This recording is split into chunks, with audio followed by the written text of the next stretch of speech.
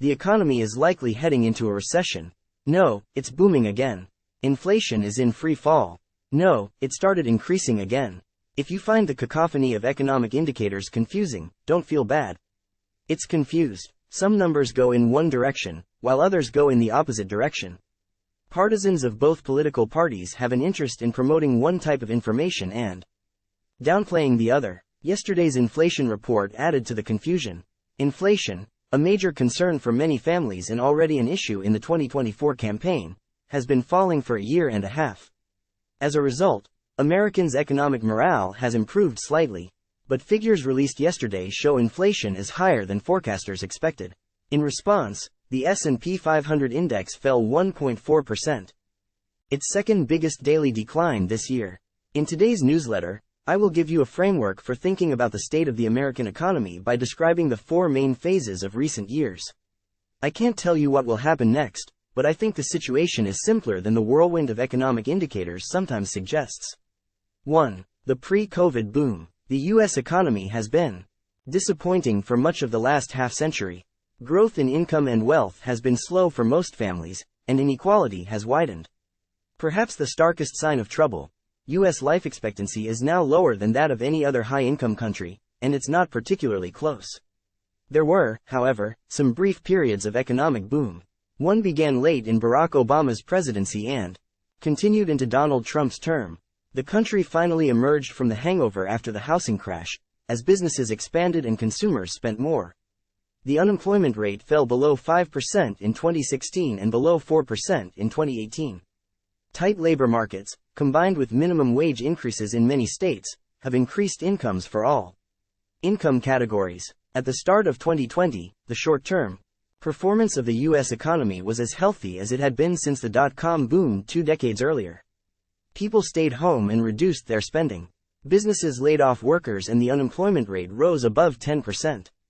Experts feared, rightly, that the economy would fall into a vicious cycle, in which businesses would fail, families would be unable to repay their loans, and banks would fail. Many economists believed the federal government had been too timid on stimulus after the housing crash of the early 2000s. During the pandemic, members of Congress pledged not to repeat the mistake and passed huge stimulus bills, which Trump and President Biden signed. 3. The recovery is too hot. These stimulus programs have worked a little too well. For all the misery caused by COVID, it has proven less economically destructive than the housing crash. The surge in unemployment was temporary, and thanks to stimulus, the finances of typical American families have improved during the pandemic, a very different situation than after the housing crisis. In fact, Washington overlearned the lesson of the previous crisis. It pumped so much money into the economy during the pandemic that families were able to go on a spending spree. In response, companies raised their prices. Pandemic-related supply chain disruptions also played a significant role. This combination of high demand and low supply has led to sharp price increases. 4. A healthier recovery. Once inflation rises, it can remain high for years, as was the case from the late 1960s to the early 1980s. Workers are demanding bigger raises and companies, faced with higher costs, are raising their prices even higher. The dynamic is strengthening. When inflation soared in 2021, some economists thought the phenomenon was repeating itself. They predicted that only a deep recession would bring a return to normal. These dire predictions, however, turned out to be false. Instead, inflation began to decline rapidly in 2022. The end of stimulus programs, combined with the end of most supply chain issues, was enough to reduce the price rise. In recent months, the economy has once again appeared healthy, with good growth in employment and wages. Yesterday's report doesn't change that. Annual inflation fell to 3.1% in January, from 3.4% in December. It's just that forecasters expected a bigger drop than it did. Why not? Maybe last month's numbers were just a statistical blip, but it may be a sign that the economy has become too strong again for inflation to continue to fall. Hiring picked up in January, wage growth has been solid, and consumers continue to spend, as my colleague Gina Smielek explains. Some analysts have suggested that in such a hot economy, fighting inflation will mean the rest of the path to normal will prove more difficult than the progress made so far. Economists generally consider the ideal inflation rate to be around 2%. By almost every measure, The economy is in better shape today than most forecasters predicted just a year ago. Yet the country has not fully recovered from the pandemic. Related, the U.S. economy has recently experienced an explosion in productivity. Learn more about what economists think about whether this will continue. The latest news: Alexander Majorcas. After the crackdown on drunk driving, motorcycles fill impounds in Vietnam.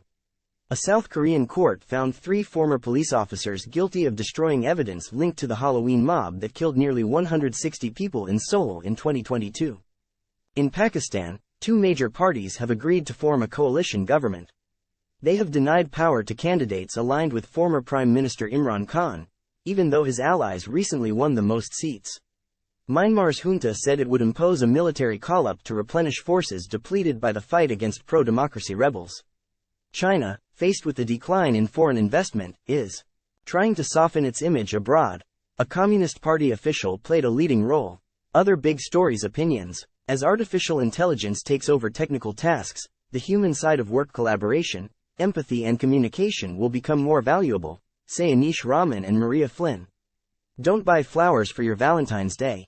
There are more environmentally friendly ways to show love, says Margaret Renkel, closest. When comedian Taylor Tomlinson began her tour, she was happy with everything in her set except for her final joke. So, over the months of concerts, she refined it, adding punchlines and refining details. A new article by Times comedy critic Jason Zinnemann follows her through the process, showing how small changes led to big laughs.